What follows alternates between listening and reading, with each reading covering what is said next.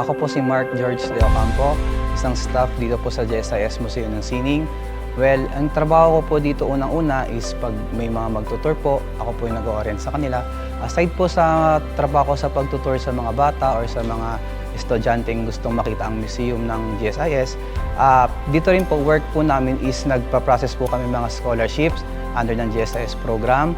Meron din po kaming Adapt a School program na tumutulong po kami sa mga schools na malalayo sa cities na nagbibigay si GSIS sa kanila ng mga computers, tablets, laptops, printers, kung ano yung mga kailangan nila.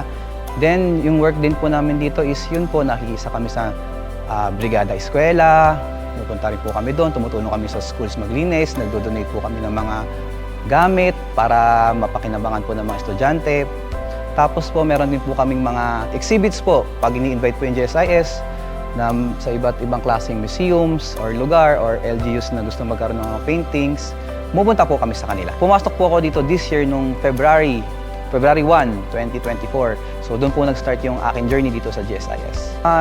Nung nagtrabaho po ako dito sa GSIS, mas lumawak po yung kaligayahan ko po kasi po magkaiba po yung corporate work tsaka sa government work. Kasi po dito po sa government, makikita mo po yung mga natutulungan mo. Katulad po sa department namin, nakikita ko po na gumagraduate po yung mga estudyante na scholarship ay natulungan sila ng scholarship ng GSIS, nakikita mo na gumagraduate po sila.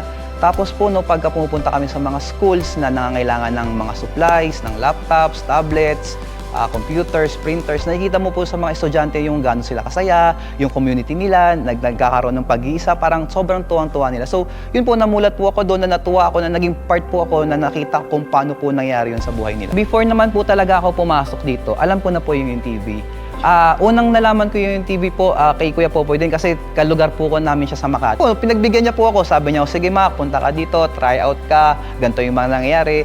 Yung pag nanalo pala sa yung TV is may premyo tapos mapupunta sa beneficiary namin. Nagulat po ako, sabi ko, ang galing naman kasi yun nga po, no, nanalo ka na-represent po yung company nyo, tapos makakatulong ka pa pala sa ibang tao. So ibang klase yung way ni UNTV nung pagsuporta niya sa palaro niya. Maraming salamat po UNTV, tapos nakakatulong po sa maraming tao. So dun po, ano rin po ako, naantig po yung puso ko na, ay galing, hindi lang pala ako yung representative, yung office namin yung matutulungan ko, bagay yung beneficiary namin matutulungan din po pala. So ang laking bagay po noon para sa aming lahat.